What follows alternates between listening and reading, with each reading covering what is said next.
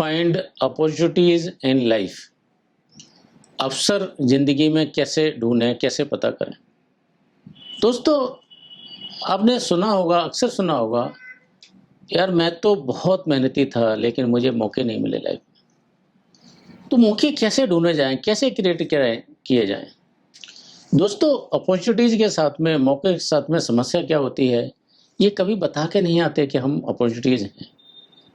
ये आते हैं in the form disguised as hard work, disguised as challenge.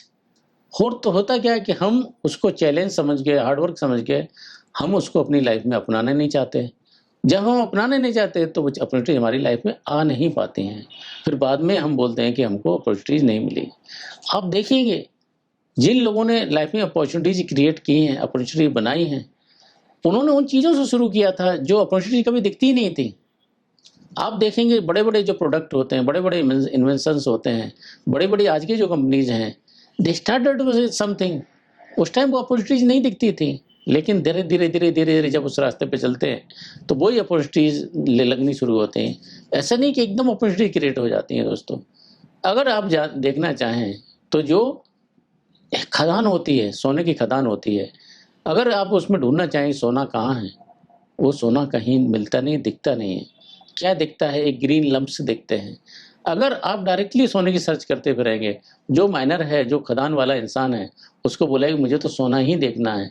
अरे सोना पाने के लिए आपको ग्रीन लंप ढूंढना पड़ता है। ग्रीन लंप मिलेगा तो उसमें सोना मिलेगा। अब ग्रीन लंप में सोना है ये कौन बताएगा? या तो हमारी खुद की औकात ऐसी हो, या हमारे पास अच्छे फ्रेंड्स हों, या हमारे पास अच्छे मेंटर्स हों, अच्छे कोचेज हों, तब वो बताएंगे कि जो हम सोना ढूंढ रहे हैं इस खदान में, वो सोना सोना नहीं दिखता, वो ग्रीन लंप दिखता है, वो अपॉर्चुनिटी नहीं दिखती, वो हार्डवर्क दिखता है, वो चैलेंज दिखता है, वो पेन दिखता है। और तभी जाके हम अपने ज़िंदगी में वो सोने जैसी अपॉर्चुनिटी ढूंढ पाते हैं। अल्केमिस्ट की जब हम बात कर रहे थे दोस्तों, आपको ज़िंदगी में सोना अपॉर्चुनिटीज आसपास रहती हैं, लेकिन हमारे अंदर कैपेसिटी नहीं होती कि हम पहचान पाएँ। उसके लिए हमको एक ट्रांसफॉर्मेटिव जर्नी से गुजरना पड़ता है। उसके लिए आपको सेंटियागो को स्पेन से लेकर इजिप्ट के पिरामिड तक जाना पड़ता है। रास्ते में तरह तरह की चैलेंजेस ढूंढने पड़ते हैं। वापस जब आते हैं, अपॉर्चुनिटी वहीं आसपास रहती हैं, लेकिन हमारे देखने का नज़रिया बदल जाता है, हमारी अपनी कैपेबिलिटीज बदल जाती हैं, हमारा आसपास अच्छे लोग आ जाते हैं, वो हमारी ज़िंदगी में वो ट्रांसफॉर्मेशन लेके आ पाते हैं कि हम अपॉर्चुनिटीज़ को पहचान पाएँ। दोस्तों, दूसरी एक ऐसी स्टोरी आती है कि फार्मर होता है गाँव में, उसके पास एक पत्थर जैसी कोई चीज़ मिलती है। वो अपने इसको डोर स्टॉपर की तरह यूज़ करता है, खेलने की तरह यूज़ करता है। बाद में किसी के पास जाता है कि मेरे को लाइफ में सक्सेसफुल बनना है, तो वो एडवाइस करते हैं कि ठीक है आप शहर में जाओ, कुछ काम सीखो, वो आपको रास्ते मिलेंगे, उससे आपको अवसर मिलेंगे। जाता है, ये गांव का सब कुछ बेच-बाच के, ओनली अपना घर है, वो घर छोड़ देता है, खेती-बाड़ी बेच के जाता है। अलग-अलग तरह के कोर्स करता है, जेम्स एंड ज्वेलरी का कोर्स भी करता है। वो जब करते जाता है, तब उसको पता चलता है कि उसके पास जो भी पत्थर था, वो तो एक बहुत बड़ा कोहिनूर था। दोस्तों, हमारी अपनी ज़िंदगी में बहुत ढेर सारे कोहिनूर होते हैं, लेकिन हमारी एबिलिटीज़ नहीं रहती, कैपेबिलिटीज़ नहीं होती कि हम उस कोहिनूर को पहचानें। हम उस कोहिनूर को पत्थर समझते रहते हैं, हम उस कोहिनूर को ग्रीन लंप समझते रहते हैं। और होता क्या है, हम उस अपॉर्चुनिटीज़ को जाने देते हैं विदाउट नोइंग कि ये अपॉर्चुनिटी थी हमारी लाइफ में, विदाउट नोइंग कि ये अवसर हमको आगे ले जा सकता था। तो क्या करें दोस्तों? एक तो मेरा सबसे मानना है कि आप जहाँ पर हैं, जिस चीज़ पर भी हैं, उस चीज़ में बड़ी शिद्दत के साथ कर्म करें। उस चीज़ में पूरे अपने अच्छे-अच्छे लोगों को अपनी लाइफ में एसोसिएट करें, जो बता पाएँ कि कैसे ग्रीन लंप से सोना दिखता है, कैसे कोहिनूर हीरा दिखता है, कैसे हमको सैंटियागो की जर्नी कंप्लीट करनी पड़ती है। वो फिर हमको अवसर दिलाते हैं लाइफ में। होता क्या है, हम अपनी लाइफ में अवसरों को तलाश करने के चक्कर में हम केवल अवसर को अवसर की तरह देखते रहते हैं, हार्ड वर्क को अवॉइड करते रहते हैं, चैलेंज को अवॉइड करते रहते हैं। दोस्तों, तो सबसे पहले जहाँ पर हम आप हैं, वहाँ पर अगर अपॉर्चुनिटीज़ क्रिएट करनी है, तो वहाँ पर कंसिस्टेंटली अपने तरीके को दिखाएँ, अपने हार्ड वर्क को दिखाएँ, अपनी इंटेलिजेंस को दिखाएँ, अपॉर्चुनिटीज़ वहाँ ज़रूर निकलेंगी। और वहाँ पर नहीं निकल रही है तो दूसरे रास्ते देखें। लेकिन होता क्या है, एक शाइनी ऑब्जेक्ट सिंड्रोम होता है दोस्तों, कि हम हर चमकीली चीज़ के पीछे भागते रहते हैं और होता क्या है, एक चीज़ के दूसरा, दूसरी के तीसरा, तीसरे चौथी हो गई। जो चीज़ें हमारी अपॉर्च्युनिटीज़ बन सकती थी, हम उनको ज़ाया कर देते हैं। एक बुद्धिस्ट स्टोरी मैंने आप लोगों से शेयर की थी एक बार कि एक बंदा होता है, गौतम बुद्ध के पास जाता है, पूछता है कि मुझे पानी कहाँ मिलेगा? उन्होंने बताया गया कि इस जगह पे आप जाइए, खोदिए तो पानी मिलेगा। वो क्या करता है, हर जगह 10 फीट जाता है, 20 फीट जाता है, ऐसे करके उसने 10-20 कुएँ खोद दिए, लेकिन पानी कहीं नहीं मिला। दोस्तों, जब गौतम बुद्ध आते हैं, देखते हैं कि भाई तूने अगर एक ही जगह कुआँ खोदा होता, 2 जगह कुआँ खोदा होता, तो हो सकता है यहीं पे मिल जाए।